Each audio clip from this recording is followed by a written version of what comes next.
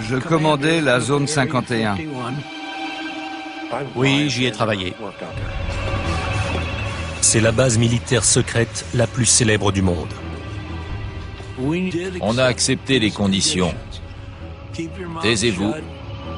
Vos vies et celles d'autres gens en dépendent. Pour la première fois, les hommes qui ont travaillé dans la zone 51 racontent leur histoire.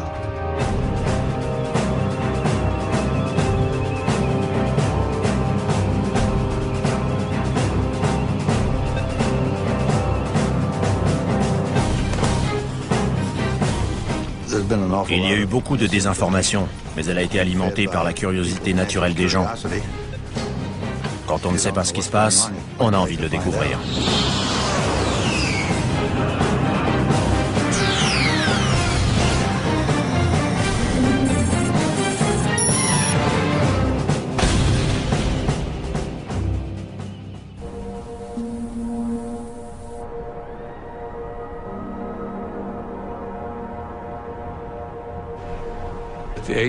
La CIA n'a jamais admis et n'admettra jamais que la zone 51 existe. Point final. Créée par la CIA en 1955 pour mettre au point et tester les programmes militaires les plus secrets des États-Unis, la zone 51 tire son nom d'un quadrillage sur un plan. Bien qu'elle n'existe pas officiellement, elle apparaît sur les images satellites du désert du Nevada. On y voit plusieurs pistes de décollage et plus de 25 hangars. L'accès à cette base ultra secrète a toujours été soigneusement contrôlé. Mais aujourd'hui, les premiers programmes élaborés dans la zone 51 sont déclassifiés et les souvenirs ont le droit d'être évoqués.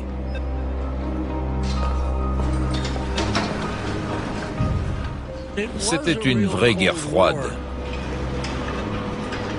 À l'époque, des bombes nucléaires étaient pointées vers toutes les grandes villes. Il y avait deux adversaires et on se demandait lequel cognerait le premier. Très souvent, la démocratie doit céder le pas à un contrôle militaire rigoureux afin de permettre au pays de survivre. On adhérait tous à cette idée.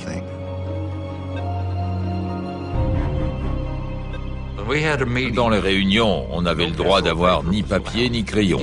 Même les pilotes ne discutaient pas entre eux. Rien n'était écrit. On avait tout en tête. En intégrant le programme, on recevait un nom de code. Mon prénom, c'est Ken. Mon nom de famille commence par C, Collins. Et mon nom de code a été Colmar, C-O-L-M-A-R. Moi, je ne suis pas du genre curieux. Ça tombait bien en ce qui concernait la partie secrète. Quand je n'ai pas besoin de savoir, je ne pose pas de questions. On m'a expliqué que ça n'était pas la peine d'essayer de découvrir mon niveau d'habilitation, parce que je l'avais reçu des cercles les plus élevés de Washington. Ils avaient les moyens de savoir ce que je faisais, ce que je disais, où j'allais.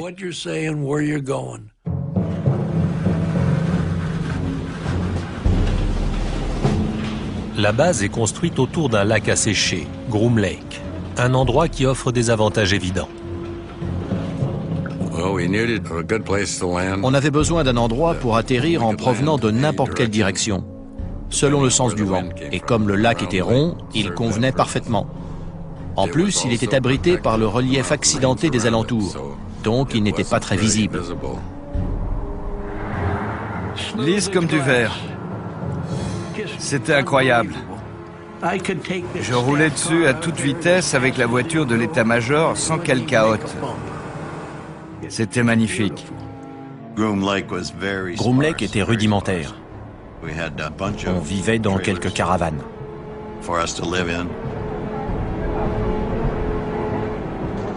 Il y avait un bâtiment polyvalent où on mangeait.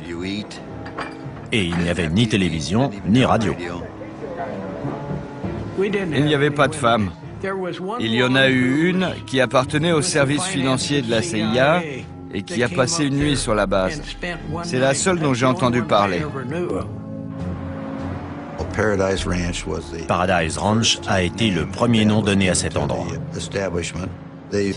Les autorités pensaient que ça atténuerait son austérité, que ça convaincrait les gens que ça n'était pas aussi terrible que ça en avait l'air.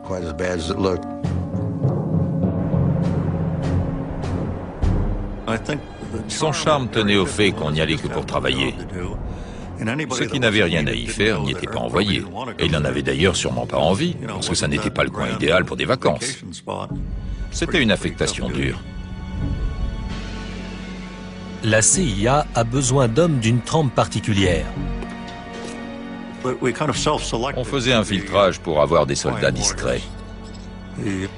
La sécurité a éliminé un grand nombre de gens qui étaient un peu frimeurs. J'allais recevoir ma première habilitation et je suis allé au cinéma pendant que ma femme allait faire des courses avec ma mère. En plein milieu du film, une femme est arrivée, jeune, à peu près mon âge. Elle m'a demandé si j'habitais à Las Vegas, depuis combien de temps j'y étais, ce que je faisais comme métier.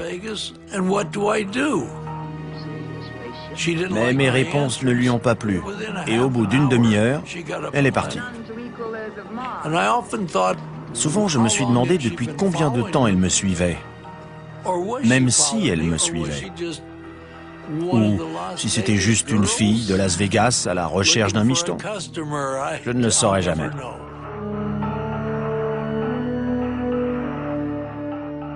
On ne nous a absolument pas dit de quoi il s'agissait. On nous a simplement dit que c'était extrêmement sensible et qu'il ne fallait en parler à personne. Les entretiens ont lieu dans des chambres d'hôtel. Un type qui avait réussi tous les tests s'est entendu dire « Il y a un programme noir dans l'Ouest et on aimerait que vous y travailliez, ça vous intéresse ?» Il a dit qu'il voulait en discuter avec sa femme et les gars ont répondu « Allez-y ». Quand le type est revenu à l'hôtel, ils avaient fait leurs valises et il ne les a jamais revus. Dire qu'il voulait demander à sa femme s'il pouvait travailler sur un programme noir, ça lui a été fatal. Il n'a pas eu droit à une deuxième invitation.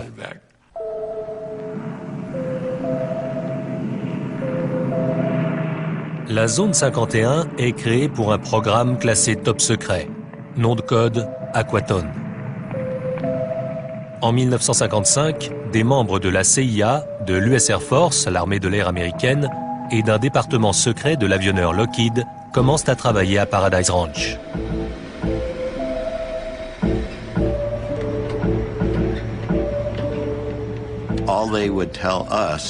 On nous disait simplement qu'on se portait volontaire, sans savoir de quoi il retournait. Beaucoup de gars n'étaient pas partants, mais moi, si. On savait qu'on allait devoir utiliser des combinaisons stratosphériques, donc qu'on volerait en haute altitude.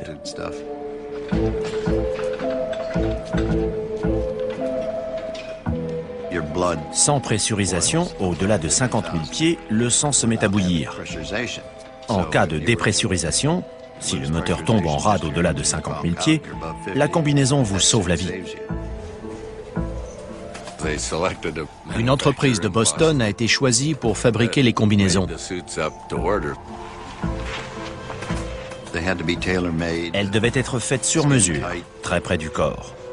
Alors on est allé chez un fabricant de soutien-gorge pour la grande distribution. On faisait un essayage, on rentrait à la maison, on revenait, on refaisait un essayage après fabrication. Et on ne pouvait pas dire qui on était, ni ce qu'on faisait. Simplement qu'il nous fallait une combinaison. Quand on vole plus haut que là où l'homme est jamais allé, il faut changer d'équipement. Dans ce film déclassifié récemment, Ray Goudet se prépare pour un vol au-dessus de la zone 51. Les combinaisons partiellement pressurisées MA2 modifiées sont taillées sur mesure pour chaque pilote. S'il maigrit ne serait-ce que d'1 kilo, la combinaison perd toute efficacité. Certains étaient ravis parce qu'ils allaient prendre une bonne suée. Pas moi. Je préférais dormir, bouquiner ou réfléchir à ce que j'allais faire. Parce que certaines missions n'étaient pas simples. Il fallait voler dans des conditions précises pour qu'elles réussissent. Le moindre kilo supplémentaire risque de réduire le plafond de vol de l'U-2. Tout le carburant se trouvait dans les ailes, donc c'était impossible d'empêcher le bout de racler par terre. C'est pour ça que des roulettes les soutenaient jusqu'au moment où les ailes s'éloignaient du sol. À ce moment-là, les roulettes se décrochaient. J'aimais bien décoller et monter en spirale. L'U-2 a une couverture. Officiellement, il s'agit de recherche météorologique. C'était notre couverture. On était un escadron de reconnaissance météo. Si ça n'était pas un avion conventionnel, alors qu'est-ce que c'était? Bien que volant 3 fois plus haut que les avions de ligne de l'époque, l'U-2 est parfois repéré. J'en suis pas sûr, mais je crois que j'ai vu le soleil briller sur une vitre ou sur des hublots d'observation.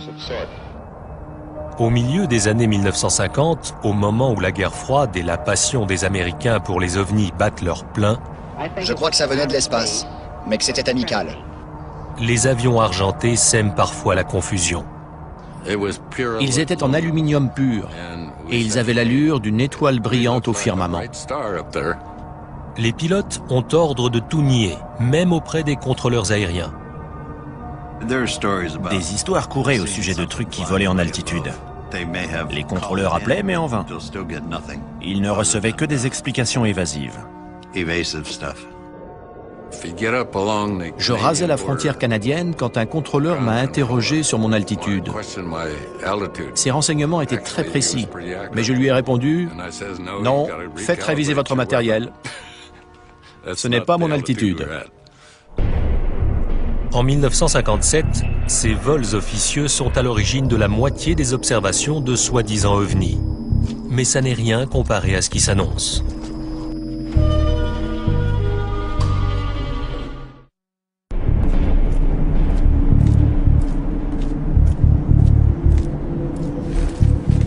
La zone 51 est tellement loin de tout que la plupart des gens qui y travaillent font l'aller-retour chaque semaine depuis Burbank ou Las Vegas. Normalement, ma famille dormait quand je me levais. Le lundi matin, je me levais tôt pour prendre l'avion qui décollait généralement vers 8 heures. On n'a même jamais su quel itinéraire on prenait pour y aller. C'était devenu une blague. Une semaine, on volait avec des bons, l'autre avec des poulets. On ne savait jamais ce qu'il y avait dans la soute de l'avion qu'on prenait. Quand on descendait du Lockheed Constellation, on passait au contrôle qui vérifiait qu'on avait notre insigne, qu'on était bien celui qu'on disait être. C'était la routine, et la sécurité était très efficace. Jim Friedman faisait l'aller-retour quotidiennement. J'avais 3 enfants, mais quand on leur demandait à l'école « Qu'est-ce que fait ton papa ?», je leur disais de répondre que je réparais des téléviseurs. Ma femme était tellement occupée à élever les enfants, à les préparer pour aller à l'école, qu'elle ne s'intéressait pas trop à ce que je faisais. D'autant qu'elle savait que je tripotais beaucoup la télévision.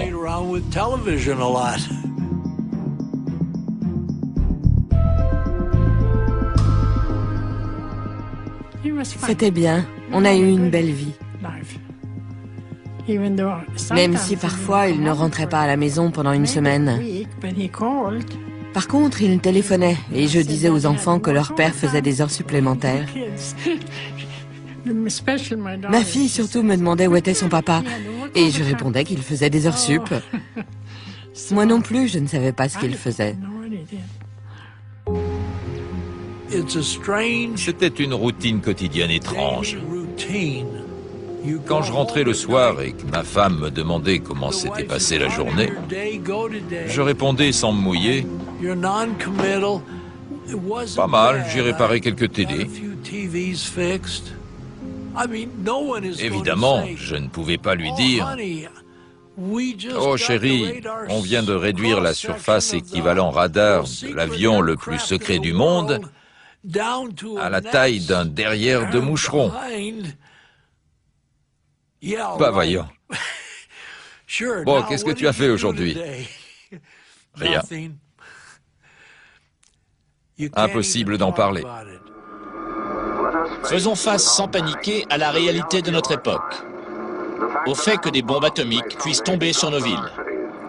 Cette obsession du secret est alimentée par la paranoïa de la guerre froide et la peur omniprésente que l'Union soviétique détruise les États-Unis. Les deux camps se soupçonnaient mutuellement. Ils avaient peur d'être balayés par une première frappe nucléaire. On ne fait confiance à personne, pas même aux pilotes d'essai. En 1963, lors d'une mission d'entraînement, Ken Collins s'éjecte et laisse s'écraser son avion. Environ une semaine après, on m'a demandé si j'étais d'accord pour être hypnotisé, pour découvrir si j'avais oublié quelque chose. J'ai accepté, et s'est alors présenté ce que j'appellerais un psy de haut vol de Boston.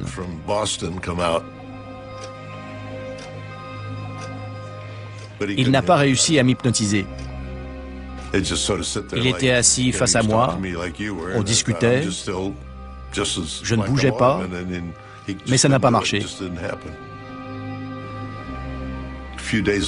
Quelques jours plus tard, le médecin navigant de Lockheed est venu me demander si j'acceptais qu'on m'injecte du pentotal. J'ai répondu que j'en serais ravi. J'ai dit à ma femme que j'allais travailler chez Lockheed. Elle m'a dit « Mais on est dimanche, tu ne travailles jamais le dimanche ». « Oui, mais là, c'est particulier. » Elle m'a dit « Très bien ».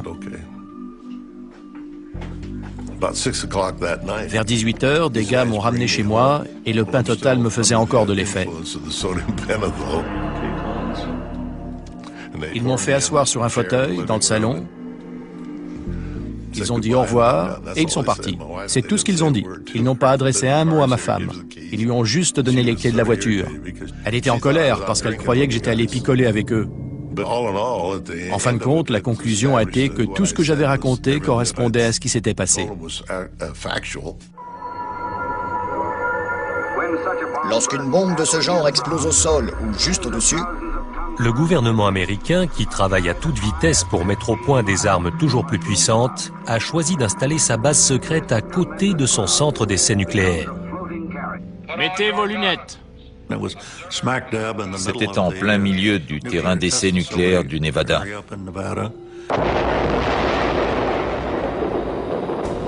Personne n'avait envie d'y aller.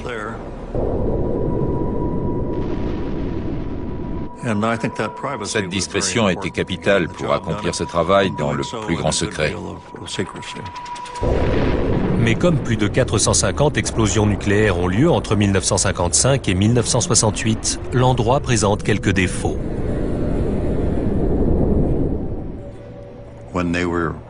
Quand il y avait des explosions nucléaires, on était tous informés au préalable pour évacuer. Une fois, ça a duré presque 2 semaines à cause de problèmes météo, de vent principalement. Il fallait qu'on porte des dosimètres pour être sûr qu'on était encore propre. Pour je ne sais plus quelle raison, j'étais sur la piste de décollage au moment d'une explosion qui a eu lieu à Yucca Flats. J'ai vu des vagues dans le sol s'approcher de moi. Ça montait, ça descendait, ça montait, ça descendait. C'était une explosion souterraine.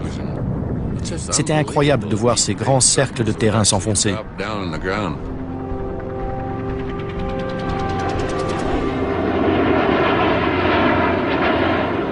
En pleine guerre froide, les États-Unis craignent que le programme à l'origine de la création de la zone 51, celui de l'U-2, ne soit à portée des missiles soviétiques.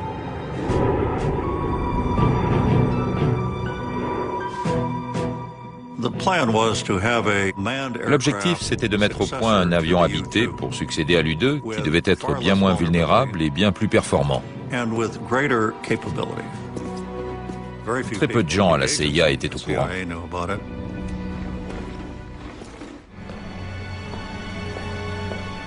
À la fin des années 1950, la base s'occupe d'un nouveau programme classé top secret.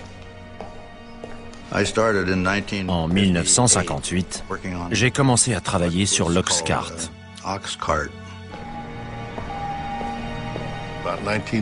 En 1960, on m'a informé que j'avais été sélectionné pour une espèce de programme aérospatial. Il s'agissait d'un avion qu'on a proposé à la CIA, qui devait voler à très haute altitude, environ 100 000 pieds. L'objectif initial, c'était de lui permettre d'aller aussi vite et aussi haut que possible, et de le rendre le moins visible possible au radar. On allait tellement vite que si on était en Californie, qu'on volait nord-sud et qu'on faisait un virage à pleine vitesse à une certaine altitude, on n'arrivait pas à rester au-dessus de cet état.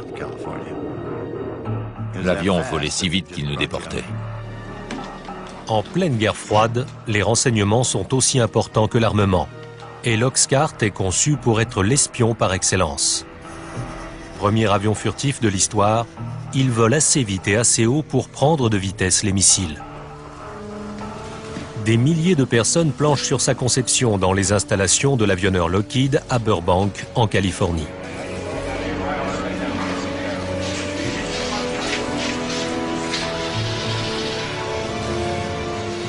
Malgré l'ampleur de la tâche, le programme reste secret. Pour l'Oxcart, il fallait une habilitation particulière. Et c'était la plus élevée qu'on pouvait obtenir. L'avion devait supporter les températures provoquées par la friction de l'air lors des vols atmosphériques à 3200 km/h.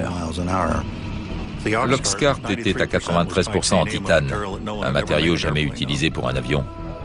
Et pour s'en procurer beaucoup, il fallait traiter avec l'Union soviétique. Comment la CIA a-t-elle fait sortir ce matériau du RSS? Pour autant que je sache, c'est toujours secret et je ne sais ni comment elle s'y est prise, ni qui s'en est chargé. Mais on a reçu tout le titane dont on avait besoin.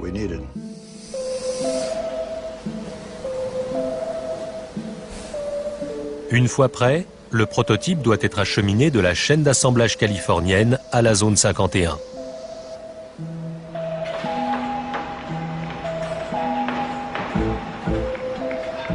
Ce qui était rond voyageait dans un conteneur carré.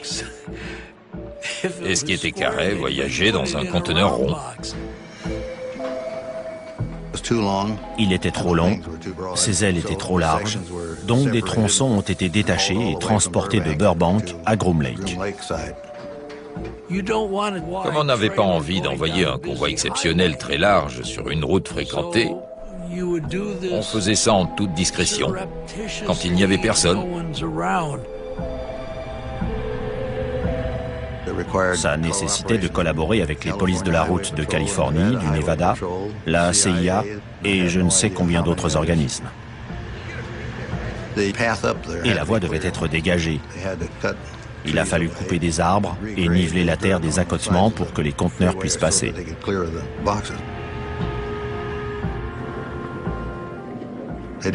Tous ces gens n'avaient pas besoin de savoir ce qu'il y avait dedans, simplement qu'il fallait les protéger et que tout reste secret. Le convoyage jusqu'aux installations de Groom Lake a été une entreprise énorme.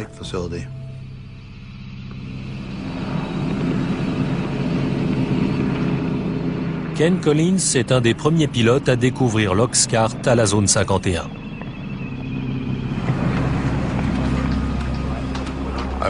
Je suis allé jusqu'à la base et l'officier opération m'a demandé si je voulais voir ce que j'allais piloter. J'ai dit bien sûr. On est allé jusqu'à un hangar. Il y avait très peu de lumière. Dans l'ombre, on voyait cet avion effilé, magnifique, étonnant, qui faisait penser à un vaisseau spatial. Dans la zone 51, près de 2000 ouvriers s'efforcent de mener à terme le programme noir. Il y a beaucoup de choses que les gens n'ont vraiment pas besoin de savoir. C'est pour ça que la zone 51 est devenue si mythique. Personne ne sait ce qui s'y passait.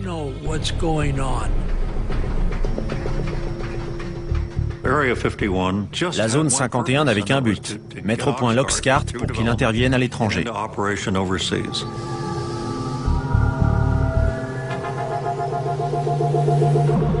L'essentiel des renseignements concernant ce programme sont restés classifiés pendant des décennies.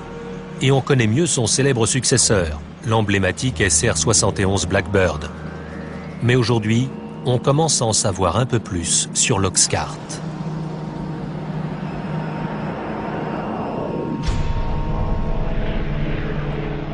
Il a été le premier avion furtif de l'histoire, conçu pour être quasiment invisible aux yeux des radars ennemis. Les essais auxquels j'ai participé consistaient à survoler nos stations radars. On voulait voir si l'avion allait être ou non repéré. Je suis allé au centre d'observation radar pour voir ce qui arriverait quand l'Oxcart passerait. J'étais planté là. Personne n'a remarqué grand-chose. Et tout à coup, on a eu l'impression qu'une échelle venait de tomber sur le toit. En fait, c'était l'onde de choc due au passage de l'avion. Et personne ne l'avait vu sur les écrans radars. Apparemment, il répondait aux attentes. L'avion peut traverser les États-Unis d'une côte à l'autre en 70 minutes. Mais sa principale raison d'être, c'est l'observation. Ces clichés, pris au-dessus de la Corée du Nord, ont récemment été diffusés pour la première fois par la CIA. Ils soulignent la capacité exceptionnelle de l'Oxcart à photographier des zones au sol depuis une altitude de 27 000 mètres, en volant à 3500 km/h. La caméra qui équipait cet avion, qui volait à Mach 3, avait une résolution de 30 cm. Imaginez un objet au sol sur lequel vous posez un quadrillage avec des carreaux de 30 cm de côté, un peu comme sur du linoléum, avec des carreaux noirs, blancs ou gris. Un objet de 30 cm de côté était reconnaissable, même si on ne voyait pas sa structure interne. Mais en photo, un char d'assaut couvrait des centaines de carreaux, et il était facile à identifier. Mais au plus fort de la guerre froide, les hommes de la zone 51 ne sont pas les seuls à disposer de caméras efficaces. Les soviétiques avaient entre 4 et 6 poubelles, comme on les appelait.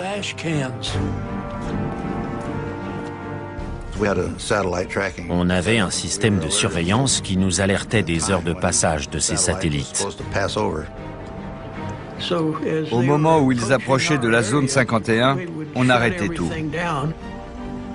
Il y avait des cabanons d'urgence. Si un avion était à l'extérieur au moment où un satellite franchissait la ligne d'horizon, on filait se réfugier à l'intérieur. Mais il faut parfois laisser en place une maquette pour tester ses capacités furtives. Et les soviétiques espionnant depuis les airs, ça ne va pas sans poser de problème. Quand un avion était sur son pylône, il était très difficile à maquiller à l'attention des satellites. Mais la sécurité a pensé qu'on ne devait pas les laisser l'observer. On n'avait pas d'autre solution que de descendre la maquette de son pylône, de la remiser dans le hangar et de la ressortir.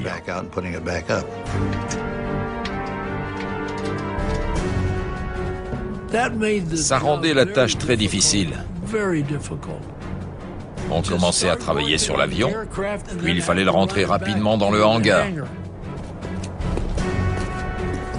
Après, il fallait le ressortir, le rentrer, le ressortir. C'était toute une histoire. Malgré ces efforts, des agents de renseignement découvrent que les soviétiques ont un dessin de la silhouette de l'avion et qu'ils peuvent le détecter. Lors de la plupart des essais effectués en journée, les radiations en provenance du soleil chauffaient tout, sauf les parties à l'ombre. Et quand on laissait la maquette en position pendant une demi-heure, elle projetait une ombre qui pouvait être repérée avec un appareil infrarouge. Bientôt, les hommes de la zone 51 fabriquent donc des leurres à l'attention des soviétiques. Quand des satellites équipés d'instruments infrarouges arrivaient, on dessinait la forme d'un avion bizarre devant un des hangars. La plupart des silhouettes étaient en carton. Au moment où le satellite arrivait, on mettait des radiateurs à l'arrière pour qu'il y ait une signature infrarouge et faire croire que l'avion venait de se poser. On voulait que l'ennemi croie qu'on avait quelque chose que lui n'avait pas. Et on voulait l'obliger à consacrer beaucoup de temps et d'argent à essayer de découvrir ce que c'était. Des objets fantomatiques apparaissent sur les écrans. D'autres leurres protégeant l'Oxcart alimentent des rumeurs qui vont bon train. Des chasseurs ont passé des heures à suivre ces objets repérés au radar. On a effectué 2850 missions au départ de Groom Lake, dont personne n'a jamais rien su. L'avion n'existait pas. Mais naturellement, en fonction des rayons du soleil, il pouvait être repéré, et les gens disaient alors avoir vu un ovni. Le chef du renseignement de l'US Air Force a confirmé que ces objets ne sont pas des armes secrètes américaines et répète que l'Air Force doit enquêter. À l'époque, l'Air Force travaillait sur le programme Blue Book, consacré aux observations d'ovnis. Quand elle a ouvert son enquête, elle s'est heurtée à un mur du secret. Elle a appris qu'il s'agissait d'une mission secrète, qu'il fallait inventer une histoire bidon et tout oublier. Nous avons reçu et analysé entre 1000 et 2000 comptes rendus. Les pauvres gars du programme Blue Book allaient devoir inventer quelque chose pour expliquer ces observations. Je respecte l'Air Force, mais certains de ces objets sont d'origine interplanétaire. Les contrôleurs aériens de l'aviation civile américaine ont eu interdiction de signaler ces objets qui volaient si vite, pour ne pas effrayer le public. Les pilotes de ligne étaient des empêcheurs de tourner en rond. Ils voyaient le Blackbird prendre de l'altitude. Ils montaient à 80 000 pieds, alors que les avions civils étaient à 45 000. Et les pilotes appelaient à la radio et se mettaient à hurler.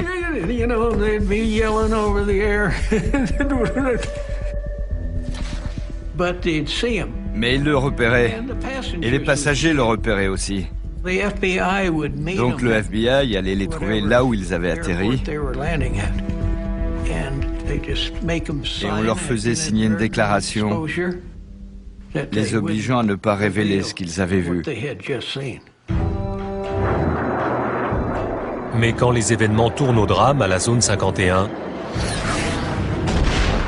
la machine à désinformer passe la vitesse supérieure.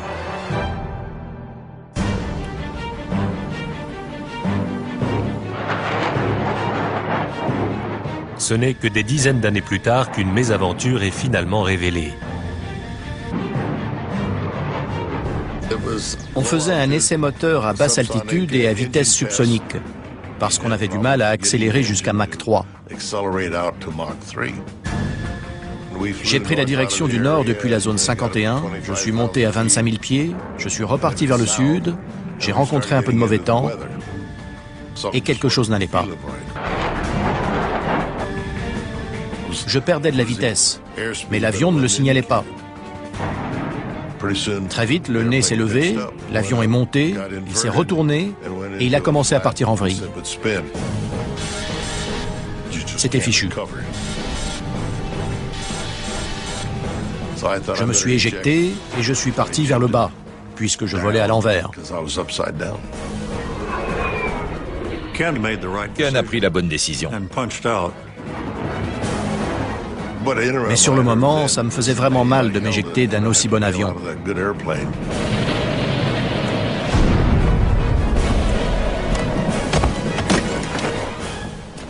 Il a fini près de Wendover, dans l'Utah. Une fois au sol, j'ai récupéré ma voile.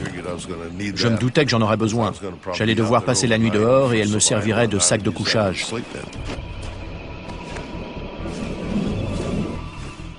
Ma checklist s'était déchirée et j'ai ramassé les pages que je trouvais. Elles étaient toutes classifiées et estampillées du tampon secret. Je crois que je les ai fourrées dans mes poches. Une camionnette brinque-ballait au milieu du désert. Dedans, il y avait 3 types. J'étais étonné de les voir. Ils m'ont dit de monter, qu'ils allaient me ramener à mon avion. Mais j'ai répondu non, parce que c'était un F-105, c'était notre histoire, avec une arme nucléaire à bord. Ils m'ont dit, vous feriez mieux de monter alors, on va pas traîner ici. J'ai grimpé à l'avant et on s'est entassé à 4.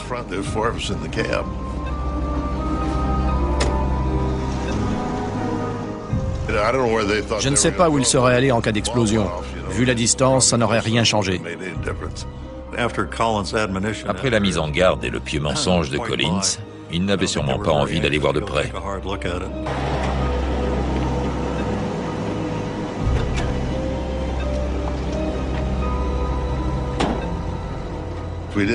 On avait un numéro de téléphone d'urgence. J'ai appelé, je me suis identifié.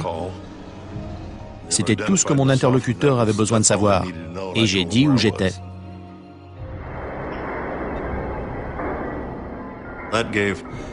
La CIA a eu 2 jours pour récupérer les morceaux de l'épave et tout nettoyer. Sinon, ça aurait viré à la kermesse.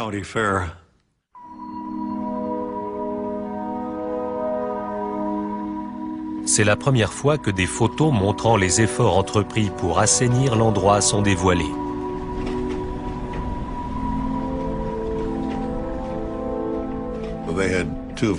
Deux types de la sécurité sont allés sur place.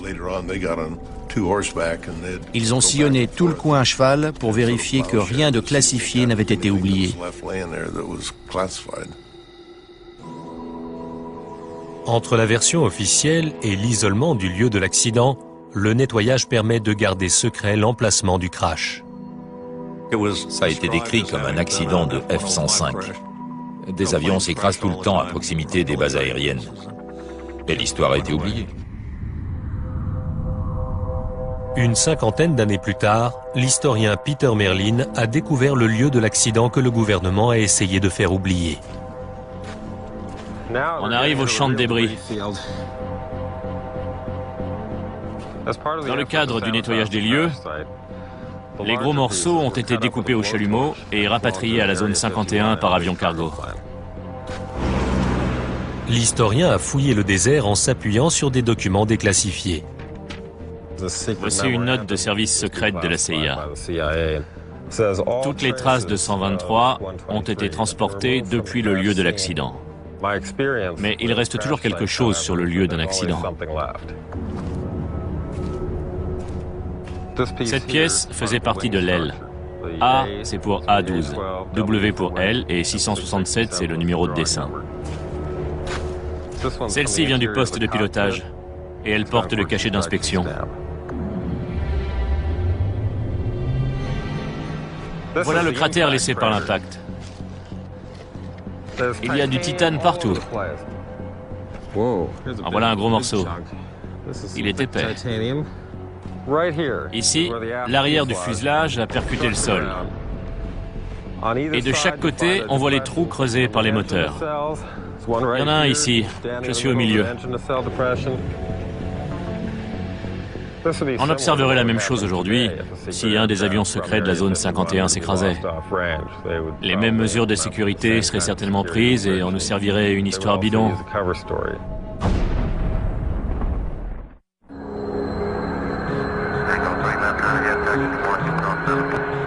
Aéroport McCarran, Las Vegas, de nos jours.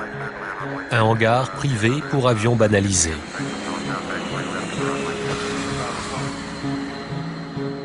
Chaque jour de la semaine, des passagers empruntent la voie des airs pour aller à Groom Lake, comme au temps de l'U-2 et de l'Oxcart.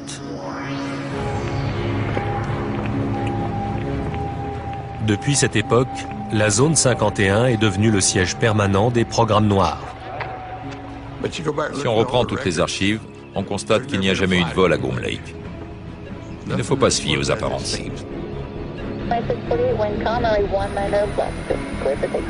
Et le mystère continue. Les fonds secrets alloués chaque année aux forces armées dépassent les 41 milliards d'euros.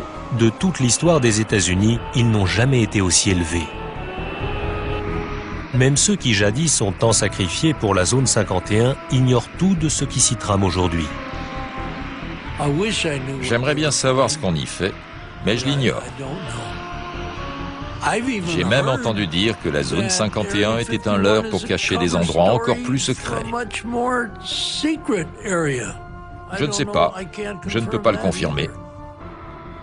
Je n'en ai aucune idée, mais j'aimerais bien savoir. Et le goût du secret continue d'alimenter les rumeurs. Souvent, on ignore si une situation est vraie ou fausse. Il y a eu beaucoup de désinformation, mais elle a été alimentée par la curiosité naturelle des gens. Quand on ne sait pas ce qui se passe, on a envie de le découvrir. Et les spéculations les plus folles contiennent souvent une once de vérité. On raconte qu'il y a des salles souterraines et des tunnels qui vont jusqu'à Las Vegas. En fait, il n'y a rien de tout ça. Au centre d'essais nucléaires, on s'est effectivement réfugié sous terre, parce qu'en surface, c'était radioactif. Mais pas dans la base. L'autre mythe remonte à ces dernières années. On aurait maîtrisé cette vitesse et cette technologie en faisant de l'ingénierie inverse, avec un vaisseau spatial extraterrestre. C'est une histoire vraie. On a bien fait de l'ingénierie inverse là-bas. Avec un MiG-21 soviétique. On l'a récupéré en 1968. On l'a démonté pour voir comment il avait été fabriqué. On l'a remonté et on l'a fait voler.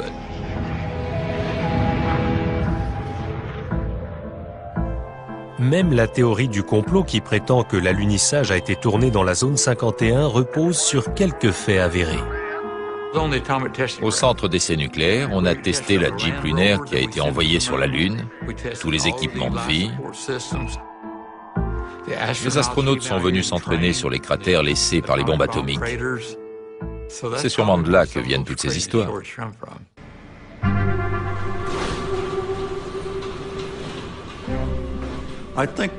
Les gens qui se sont investis dans les programmes Oxcart ou U2 ont accepté le fait qu'ils ne seraient peut-être jamais rendus publics.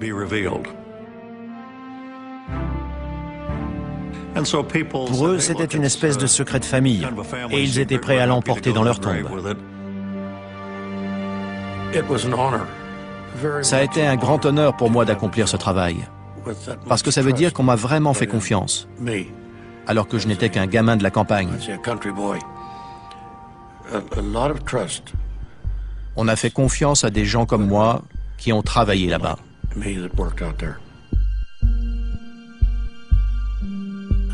Beaucoup y ont consacré leur vie. Certaines familles ont éclaté parce que les épouses ne savaient jamais quand leur mari allait rentrer.